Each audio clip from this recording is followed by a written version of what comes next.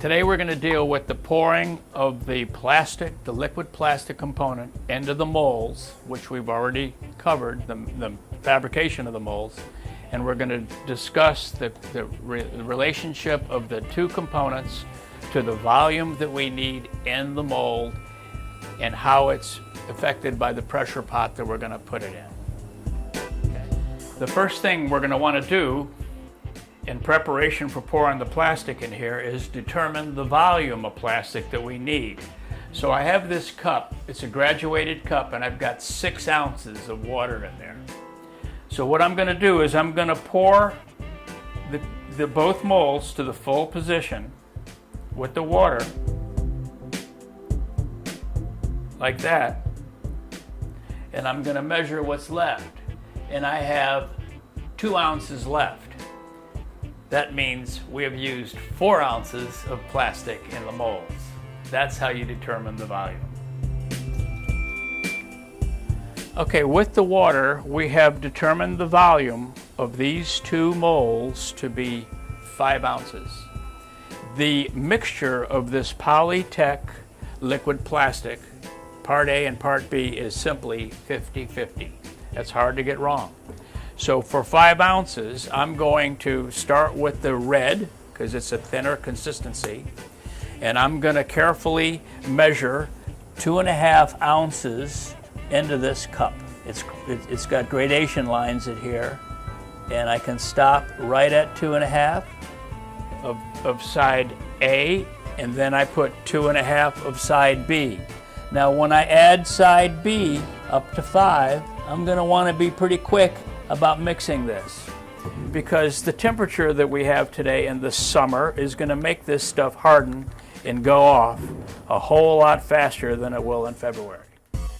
This talcum powder is brushed into the mold, and then the molds are tapped to get all the residual powder to come out of the mold. It leaves powder on the surface that's going to ensure a longer mold life. Okay? It doesn't take much.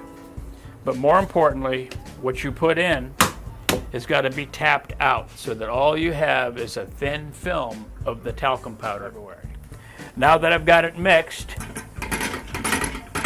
these molds are put into this chamber, and the mixture is carefully poured into the 2 molds. They're filled right to the top level.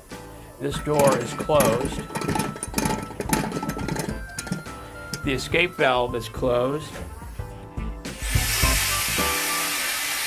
and the pressure is opened up to about 65 or 70 pounds, which is enough to suspend the bubbles that occur when we mix these 2 products. We're steering air into it.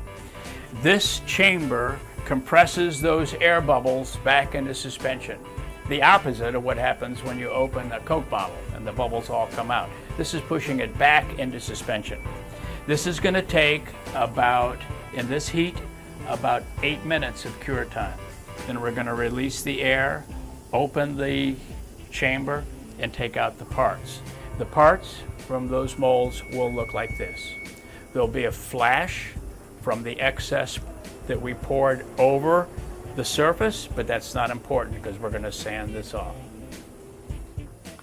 After about 8 minutes, you'll see that the remaining compound in the cup that we used to mix it has been cured. That means the stuff in here is cured. I'm going to open this valve that releases the air from this tank. And at such a time when the air is completely gone, and it's important not to open it until the air is completely out. And you can tell by this gauge when it gets down to absolute 0, which takes a second. When the air is completely empty from the tank, you simply reverse the direction of the handle, open the door, and pull out the plastic parts from the mold. There you can see the first one. This is the logo for Baltusrol Country Club, and as you can see, it is perfect. The second one, both of which show a little bit of extra material that was poured in the mold. Not a problem because we sanded off the back. The second one is for the first tee.